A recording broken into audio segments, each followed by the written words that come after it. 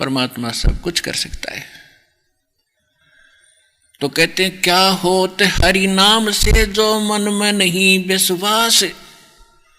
भक्ति से क्या होगा जब विश्वास नहीं कि परमात्मा कुछ कर सकता है। एक समय एक नगरी के बाहर जंगल में एक तो 40 वर्ष से साधक साधना कर रहा था, बड़ी बड़ी दाढ़ी जटा, बड़ा सुप्रसिद्ध था उस क्षेत्र में।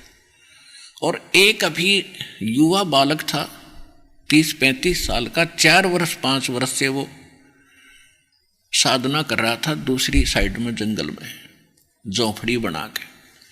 एक देवदूत आता था भगवान के दरबार से और वो उन दोनों से मिलकर डेली जाता था, चर्चा करते थे भगवान की। तो बड़ा अच्छा समय उनका व्यतीत हो रहा था। एक दिन उस देवदूत ने परमात्मा भगवान से कहा कि भगवान आपके बड़े भक्त हैं, वहाँ पर एक नगर में बहुत ही आपका गुणगान करते हैं, आप पर न्योछावर हैं। तो भगवान ने कहा कि उन दोनों में से एक भक्त है, एक तो नकली आदमी है। वो देवदूत ने सोचा वो बच्चा भी लगा है छोटी उम्र का, वो उसके बारे में भगवान कह रहे होंगे। तो देवदूत ने कहा कि वो ना जो अभी 3-4 वर्ष से भक्ति पर लगा है वो अभी बालक है। तो भगवान बोले नहीं, जो 40 वर्ष से लग रहा है ना वो निकम्मा नकली आदमी है। अब वो देवदूत भगवान के मुख की तरफ देख रहा है तो भगवान भी जान गए कि इस देवदूत का या गला उतरी बात उतरी नहीं। तो परमात्मा ने यानी भगवान ने कहा कि क्या आपको विश्वास नहीं हुआ मेरी बात पर। देवदूत ने कहा कि ऐसा नहीं हो सकता कि आपकी बात पर विश्वास ना हो, लेकिन मेरी बुद्धि छोटी है भगवान, मुझे ऐसा लगता है कि वो तो बड़ा अच्छा भगत दिखाई देता है। तब उसने भगवान ने कहा तो ऐसे करना, किस समय जाता है वहाँ कि प्रतिदिन मैं 10 बजे जाता हूँ, तो आज तू 2 बजे बाद जाना और उनको ऐसा ऐसा कहना और फिर उनका उत्तर जो वो दे तुझे अपन निर्णय हो जाएगा भगत कौन सा है। तो वो 2 बजे पहुंचा, उन्होंने बहुत इंतजार की कि आज क्या बात है, वो देवदूत नहीं आया। तो पहले गया वो, उसका इतना था वो तो भगत पक्का है, 40 साल से भक्ति कर रहा है। उसके पास गया तो उसने कारण पूछा, देवदूत आज लेट क्यों आए, क्या कारण था, स्वस्थ तो हो। देवदूत ने कहा कि क्या बताऊं भगत, आज तो भगवान ने अनहोनी कर दी, ऐसा कमाल कर दिया और वो 1 बजे करना था, इसलिए मैं आपके पास नहीं आ सका और वो देख कर आया मैं उस कौतुक को। तो उसी दिन पूछा भगत ने कि क्या किया भगवान ने, कि परमात्मा ने सुई की नाके में कह हाथी निकाल दिया। तो वो कहता 40 वर्ष वाला कि ऐसी झूठ बोल देवदूत, किसी का जच जा, ये कभी हो सकता है क्यों सट्टे मारे। अब वो देवदूत भगवान की बात याद आती है, अरे सचमुच ये तो पशु है, जब इसका इतना विश्वास नहीं भगवान क्या नहीं कर दे, फिर क्यों डलेट हो रहा है। ये उठ कर चल पड़ा, फिर चला दूसरे के पास जो कुछ ही समय से भगवान की भक्ति पर लगा था। अब उसके पास जाकर उसने सोचा यूँ तो पता नहीं क्या सुना होगा, जब इतने पुराने भक्त ने ये वचन उत्तर दिया इसका। उसने कारण पूछा भक्त ने कि देवदूत इतना देर से आने का क्या कारण था, आपके इंतजार कर रहा था, आप आते हो तो चर्चा होती है भगवान की, आनंद होता है। तो उसने कहा कि क्या बताऊं भक्त, बताऊं कि 1 बजे भगवान ने ऐसी अनहोनी कर दी, बस पूछो मत, कि पर बस कमाल कर दिया। आश्चर्य की बात है कि हाथी को सुई के नाके में निकाल दिया। तो वो भगत कहता है ये कोई आश्चर्य है, भगवान काट दे सारी पृथ्वी ने सुई के नाके में, हाथी की बात करे।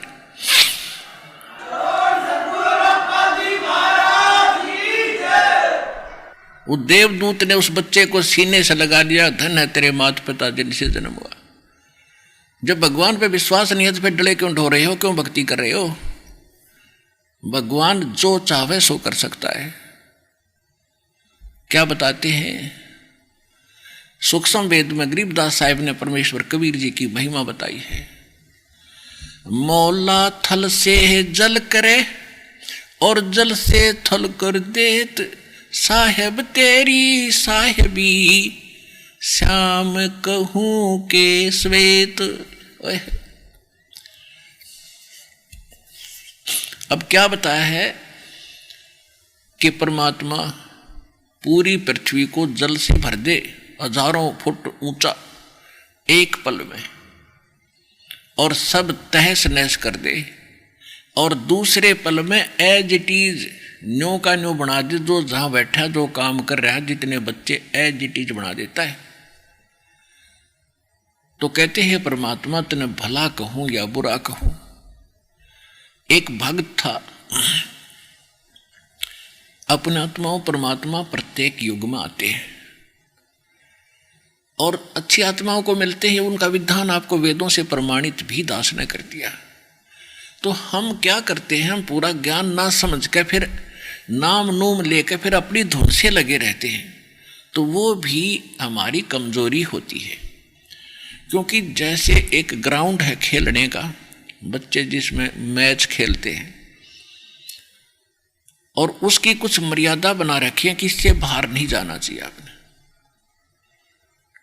उससे बाहर जाते तो हम फाउल ही खेल रहे हैं, चाहे कितने किलोमीटर तुम कबड्डी कबड्डी करते अंडे जाओ, वहां लाभ आपको मिलेगा नहीं। वो तो उसी में करना जो कुछ करना आपने, तो मर्यादा के अंदर रहना चाहिए। फिर भी परमात्मा ने ये भक्ति बनाए रखने के लिए साधु अपने भक्त प्रत्येक युग में ये मंत्र दिए प्रथम, और उनकी उन्होंने डट के भक्ति करी, क्योंकि वो श्रद्धालु और उसी के लिए निकले थे घर से।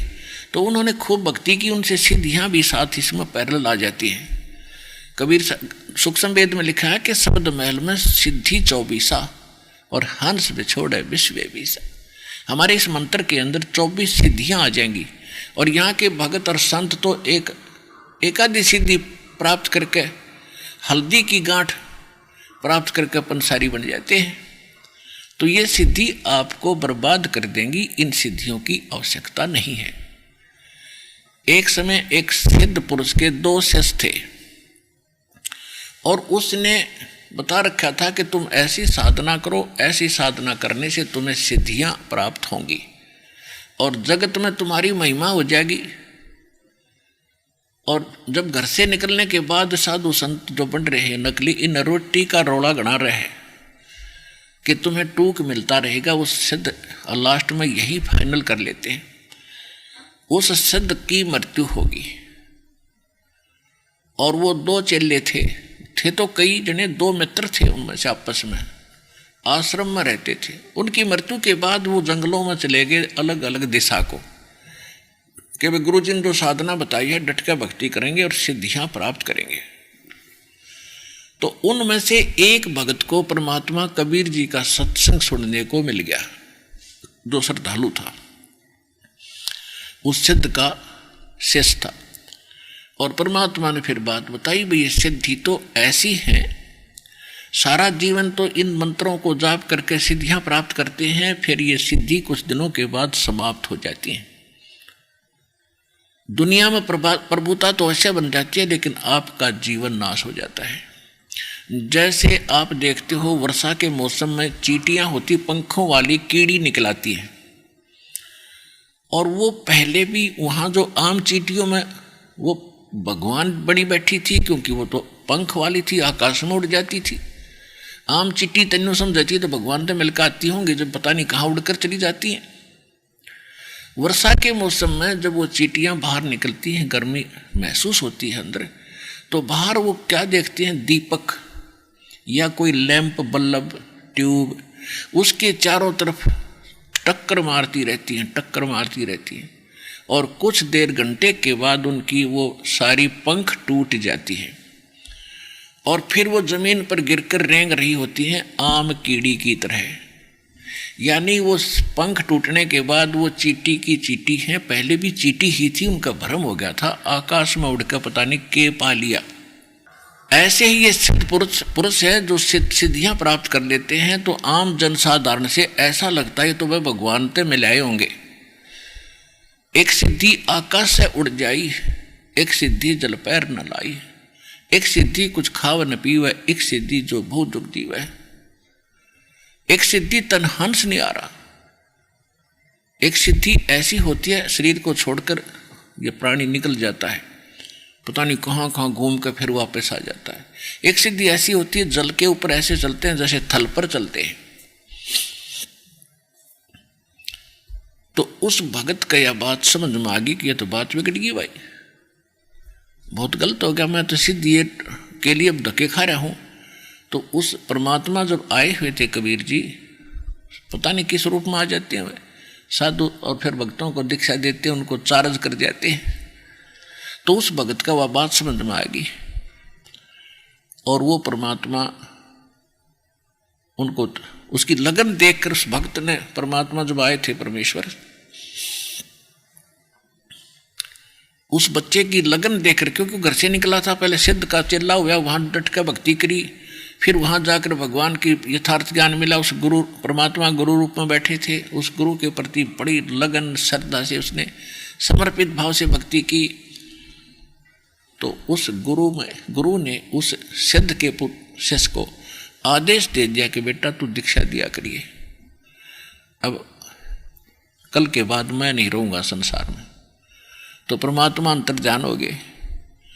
अब वो अपना जैसे भी गुरुजी ने बताया था वो मंत्र देने लगा और वो भक्ति करने लगा। एक दिन कोई समागम था इनका, वहां पर ये सभी साधु संत इकट्ठे हो गए। उधर से वो उसका जो चेला था और ना उसका साथी था, उस सिद्ध पुरुष का चेला जो सिद्धियों के लिए निकला था और ये भी सिद्धियों के लिए निकला था, ये दोनों इकट्ठे हो गए 12 वर्ष के बाद। 12 वर्ष के बाद जब दोनों मिले, कुशल मंगल पूछी, फिर पूछा भी आपने क्या पाया, आपने क्या प्राप्ति हुई। तो जो परमात्मा कबीर जी का शिष्य हो गया था वो कहने लगा भी मैंने तो सब कुछ पा लिया। तो दूसरा चेला जो उसका साथी था सिद्ध का चेला, वो कहने लगा कोई करामात दिखा कि नहीं, साधु करामात नहीं दिखाते, और वो साधु निधि से करामात ना हो, यानी साधु चमत्कार नहीं दिखाते, परमात्मा का विधान है। और वो संत भी नहीं जिससे कोई चमत्कार ना हो। एक तो चमत्कार दिखाना ये होता जा तेरा न्यू हो जाएगा, तेरा नाश हो जाएगा, साधु नहीं ऐसा कहेंगे। और वो संत ने जिस तरह चमत्कार ना हो, आप यहाँ देख रहे हो कितने चमत्कार होते हैं, दास नहीं कहता कि तेरा न्यू भगवान करेगा भाई, और सब कुछ हो रहा है, और वो चमत्कार दिखाते हैं बकवाद करके। तो कहने लगा भी नहीं, साधु चमत्कार नहीं दिखा करते। तो कहने लगा तैने क्या किया भाई, 12 वर्ष में कोई बात है, मैंने तो बहुत कुछ पा लिया। तो परमात्मा का कबीर जी का शिष्य हुआ था, उसने पूछा भाई क्या पाया आपने, बताइए क्या दिखाऊं। हक देखा, जिस दरिया के किनारे वो बैठे थे उस दरिया के ऊपर वो ऐसे चला गया जैसे थल पर जाते हैं, और जाके वापस आ गया। कहने लगा देखा मैंने क्या कमाई कर ली। और बोला खा कमाई कर ली 12 वर्ष में, 2 अन्य कमाई करी इतने, एक अन्य में किश्ती वाला परली साइड में छोड़ दिए, एक अन्य में उल्टा लिया हुआ है। 12 साल में 2 अन्य की कमाई करी इतने, जीवन नाश कर लिया। बोले अब एकदम वो सहम गया कि यह बात भी सच्ची है, किश्ती में बैठ के जा सके आदमी, क्या इससे तो कला टूट गया। तो वो बैठ गया उसके पास, फिर भाई बात क्या है और क्या करना चाहिए। कहने लगा भाई ऐसे ऐसे उसने सारा ज्ञान सुनाया, वो रोने लग गया। कहने लगा भाई मैंने तो जीवन नाश कर दिया। और वो कौन है वो संत जिसने आपको ऐसा ज्ञान दिया, वह मुझे भी बता, मैं भी उसका शिष्य बनूं। फिर वो भगत रोने लग गया, परमात्मा का जो शिष्य बना था। तो सिद्ध के शिष्य ने पूछा आप क्यों रोए। कि मैं इसलिए रोया कि जो यदि मैं आपको जिससे नाम दिलाना था वो संत नहीं रहे, अब चले गए अचानक। तो वो इतना तो उनको ज्ञान होता है कि संत जाने से पहले कोई ना कोई व्यवस्था करके जाते हैं। उन्होंने किसी को आदेश दिया होगा दीक्षा देने का, मैं उससे ले लूंगा कि जिसको उन्होंने आदेश दिया उसे तो दीक्षा नहीं ले, क्योंकि कारण क्या था कि जो सिद्ध के वो शिष्य थे दोनों, इनमें जूनियरिटी सीनियरिटी बहुत दिन तो चल रही है। वो पहले शेष बना था जो 12 वर्ष डले ढोके सिद्धि सीखी थी, और जो परमात्मा का भगत बना वो बाद में उस सिद्ध का शेष बना था, वो सीनियर था उससे, और वो भगत जो परमात्मा का बना वो जूनियर था। तो ये जूनियर सीनियर की बीमारी और आग लग रही सब जगह। तो कहने लगा भाई जिसको वो आदेश दे गए ना आप उससे दीक्षा नहीं ले सकते। तो सिद्ध के चेले ने कहा भाई ऐसी कौन सी बात है, क्यों ना लूंगा, मैं नाम लूंगा, अपना कल्याण करवाना मैंने। तो उसने बताया कि भाई इस दास को आदेश करके गए हैं वो नाम देने का, और तू मेरे से सीनियर है, ये तेरी नाड़ मुड़े को नहीं, और नाड़ मुड़े बिना यूँ काम चले नहीं, तेरी गर्दन नहीं मुड़े। ने बोला यह कैसे कह दिया आपने, अरे इससे बढ़िया और क्या बात होगी। दोनों मित्र, आज तो आप मेरे गुरु में आपका चेला, आज से आपका दास आपका चेला है, और चरणों में माथा टेक दिया, कल्याण नाम दे मुझे।